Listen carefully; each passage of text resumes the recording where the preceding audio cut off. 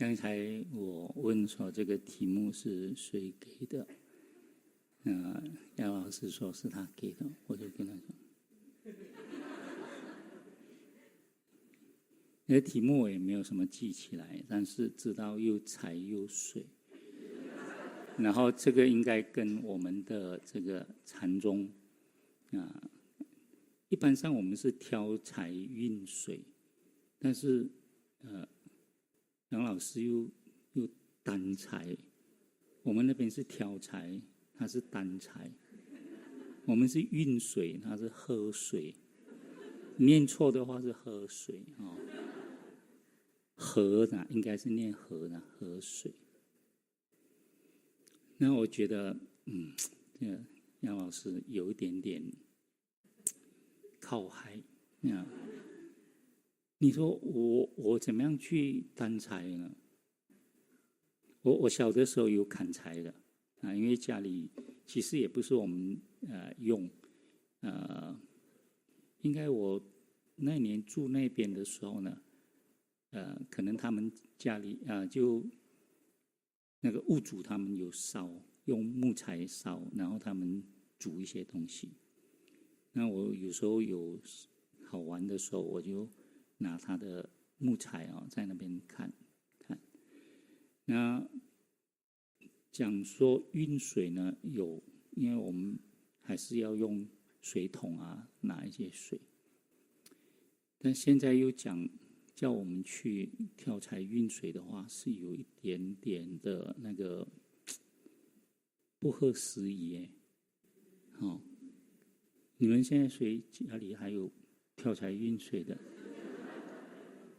水龙头一开，对，还要挑财去烧吗？不用了，砰就开了哦。然后还有一点呢，就是他都知道我没有力挑，没有力去担这个水哦，还叫我来挑水哦，哎。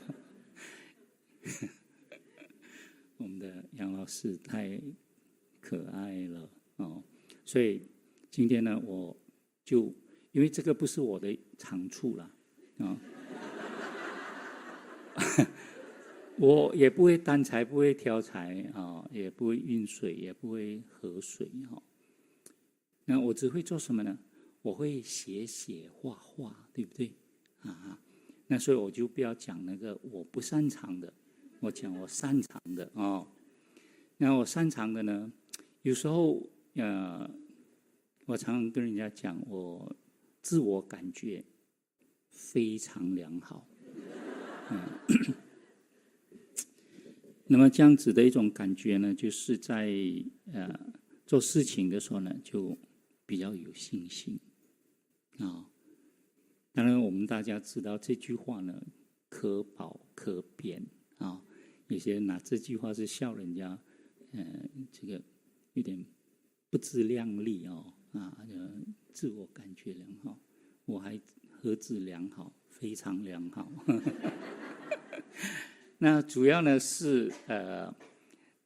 今天呢要用不同的方式，为什么呢？因为要自我感觉非常良好，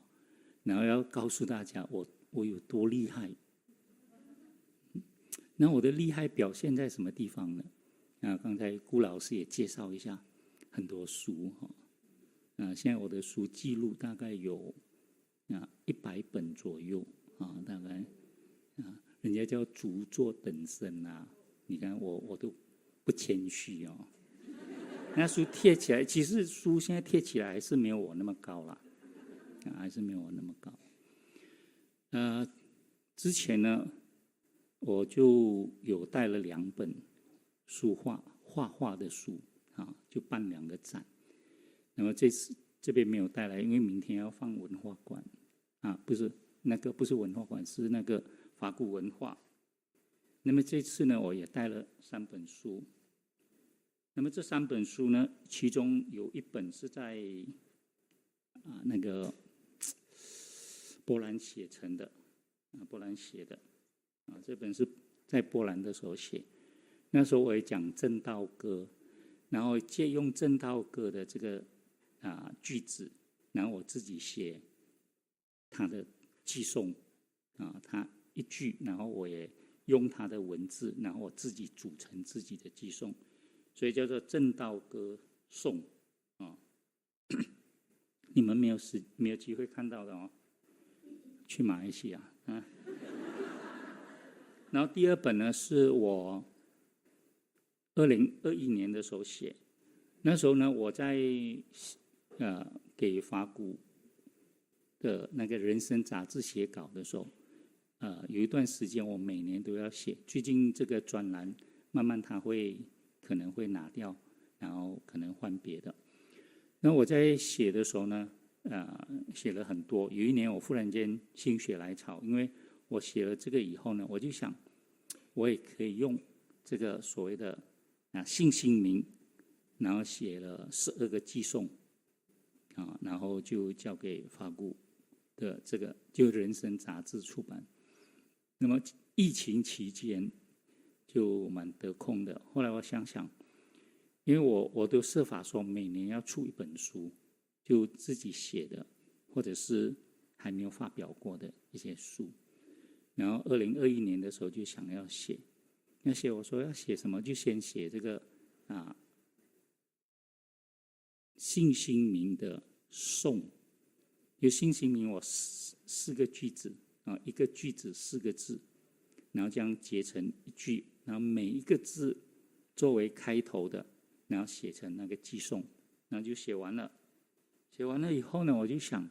信心名我用这个方式来读呢，因为我用它的文字的时候，我就会做一些思考的时候呢，就开始对这个文字的内容会比较深的体会。那么写完这个寄颂以后呢，我就想，我就借这个因缘，再来把它的内容写出来然后就大概是我记录的话是5月1号写，然后5月10号完成，然后就写了这个第2部就是信心名解解这个信心名的。然后读完这个信心名，我发现到从开始一直讲到后面，他都在讲不二，每一个句子呢都要表达一个不二的观念，所以就把这个题目叫不二就写完了。你看在不断的表现一下然后在2020年的时候呢，因为没有写新的东西，我就把我多年来写的一些歌词，现代禅的歌词然后就写了以后呢，就把它结集。那么结集了，有一些已经编成曲了，那有一些还没有。因为我写了，有时候我发表就有人去谱曲，那有时候放在那边，有时候会找我的学生音乐的老师帮我谱了很多。我们也曾经合作出版了3本歌簿那加起来大概有70首左右然后现在他说还要再出第4本，差不多，因为我们差不多有100首了。然后其他我另外一个同学老同学，他也做音乐，他比较偏这种本地创作，我们叫本地创作，就是跟台湾当年流行的这个校园歌曲很相似，介于流行歌曲跟文艺歌曲之间那时候台湾出了很多这个很好听的民歌，对不对那我的同学呢，他是比较广，他很多方面的这个风格他都会，然后他就帮我写了。到底我们之间合作有多少首我也不知道，但是最少应该有超过100首因为我们好多年前一起60岁的时候，那老同学我们一起60岁的时候呢，我们就出了60首的歌，60首。同一年在60岁那年，我们出了60首，就出了5个 CD。那5个 CD 拿到这边来的时候呢，法古文化找出了其中12首儿童佛曲，禅是一朵花啊，想听的话赶快赶快，顺便打一下广告啊。那么这边有108首，108首里面呢有长有短，那么其中呢有几首是比较特殊的啊。什么特殊呢？其实这个我也在有意无意之间这样子创作，就是我对弘一大师非常的敬仰，所以呢我就用弘一大师他的那一首君子之交其淡如水然后就写了2个寄颂，就他的遗迹嘛，对，最后花枝春满天心月圆这样写完了我就借用这两个寄颂，因为有8个句子嘛，然后就写的方法呢，就是因为他的比如说他写君子之交岂淡如水那个两个句子，然后就写一段文字来说明它那我是先从天心月圆花枝春满从后面写回来，写完这首歌了以后呢，我就让这个那个张老师就帮我谱曲，谱了将近100首的有谱谱了以后他们就唱。那么后来呢，我就再借用这样的方式写了一首叫做《宏愿圣言》那么这首呢，它的题目是寂灭为乐，然后它的小题是宏愿圣言。写了这首过后呢，我自己的老和尚他那个时候呢他们要办一个活动，就是我们这个活动呢，就是我说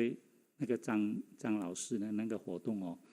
他的活动呢每次都召集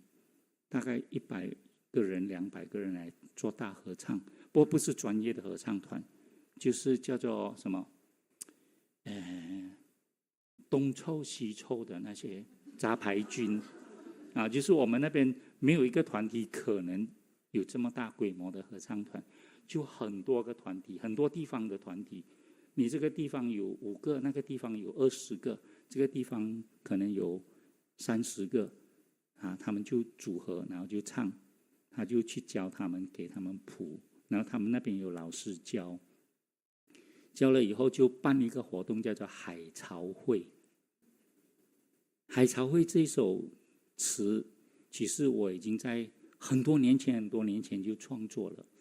那么创作这首海潮会的这首词刚好我没有收在里面，因为太老的这首歌很久，它谱得非常好听。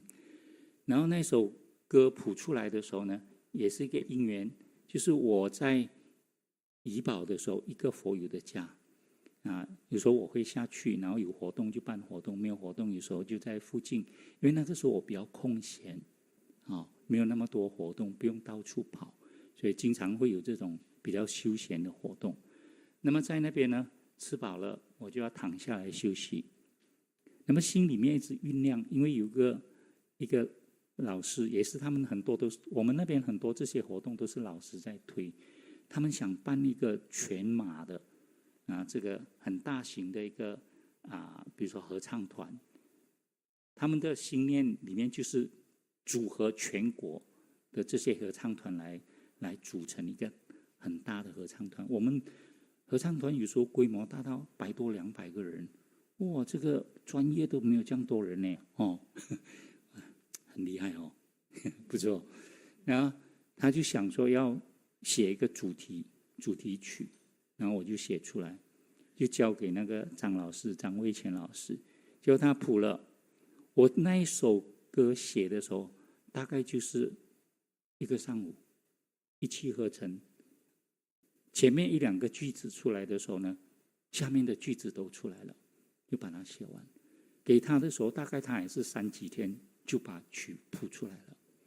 但是就摆在那边，没有人唱。因为没有办法办这个活动。后来终于有一个机会，就是我住的那个地方叫太平太平有个佛教会，他刚好呢50周年纪念要办活动。那么那个时候张卫乾老师是太平佛教会的总务就是总秘书嘛，他就发动，然后他自己就召集，然后就把这个海潮会办起来，第一届，然后到现在10多届了那么把这个活动办起来了，写了，然后每年呢都要，每年后来10年里面呢，每年都在办，办到第10年的时候，10周年纪念的时候，2019年，停了，就没有再办了。那么其中有一年呢，他们就是要到三会讲堂，我老和尚的这个道场三会讲堂邀请他们帮老和尚好像做纪念老和尚往生了，他们要做一个纪念，然后就演唱，所以那次的海潮会就叫做梵唱三会，因为老和尚是创办这个三会讲堂，然后我就写了一首梵唱三会，然后我的师父呢，我形容他从容逐魔老和尚叫逐魔法师他就从容，因为我发现他一生从容的没有什么大事业，但是呢，因为他的存在，对于马来西亚的佛教发生了很大的这个变化。那么写完这一首呢，我还有一个机会写另外，不是写给个人，我竟然写给这个云门舞集，也用这个方法来写。你们知道云门舞集写了我写了书法给他们，送了给他们，因为他们去马来西亚办了好几次的这个演出然后写了也交给他们了。最近我不知道有没有谱成曲，反正写了就留下来了嘛那么后来就一直没有再写了。然后在波兰的那一年呢，因为时间很长在波兰的时候，我们打气的时间49天，太空闲了我打气的时间很空闲的，不相信你问常护法师他忙得不得了，他是总护不过前几年是另外的法师啦后来就叫做菩萨了那个法师后来叫做菩萨然后也有一个克罗地亚的这个监香，每年差不多都到，所以我其实打气是很好过日子，因为天天生活很安定，3餐温饱然后有空就进禅堂那自己觉得没有空就没有进去，觉得没有空是因为不想进去就觉得没有空然后没有空不进去的话呢，就做什么？就写东西那年应该是2018年，忽然间说我写给别人不如我写给自己了，结果写了一首佛心禅言小标题是太平继承，结果是这一首是最长的好长。然后后来呢，那个谱曲的那个老师他就说，另外一个老师是唱歌的，然后也会指挥的，然后也有在教学生唱歌，教一些合唱团唱歌，他就说请我写一首歌给这个杨老师，他也是姓杨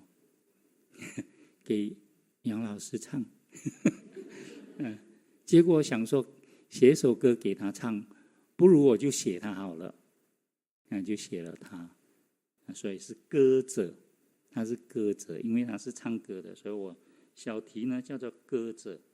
然后我写他的标题呢梵唱禅歌，因为他一生唱的歌都是佛曲他没有唱别的歌，他就唱佛曲啊。那写完给他的时候呢，我就想想这个张老师叫我写我不写一首给他，好像有点不平衡，所以又写了一首《禅乐人生》就是乐者这个魏乾把他名字写下去，那个歌者叫做志坚那么这个是我写这一个系列的歌写到现在就那么几首。那么写的方法就是我找出一个寄颂，或者是找出比如说圣严师父，我就找出那个无事忙终老我的老和尚呢，就是我当年出家要来台湾读书的时候，他写了一首诗给我我就用这个作为戏然后再下来分4段，然后后面可能还有一个罢或者是一个结语这样的一种方式来写，可以写得很长，可以写得很多那么这个是其中的一种方式写的这个方式。那么在这么多首歌里面呢应该我讲什么魏乾什么志坚可能弘一大师你们熟了然后竹摩上人你们也不熟，他没有来过台湾当然他为什么没有来台湾呢？他不敢来因为这个我听说的因为老和尚往生了，就变成我一面之词但是我的一面之词也是从他那边听来的。他说我哪里敢来台湾，他说台湾的道场那么多，邀请我来都知道我会写字画画，每个道场都有点像声明说你来的话每个道场你差不多都要送。然后台湾道场有多少？有跟佛教有关系稍微大一点的，他说我没有准备3几百副，能来吗？所以说我怎么敢来？结果真的就没有来。当然他讲这个的时候也不是特别认真就有点半开玩笑的那个方式，那我就当真是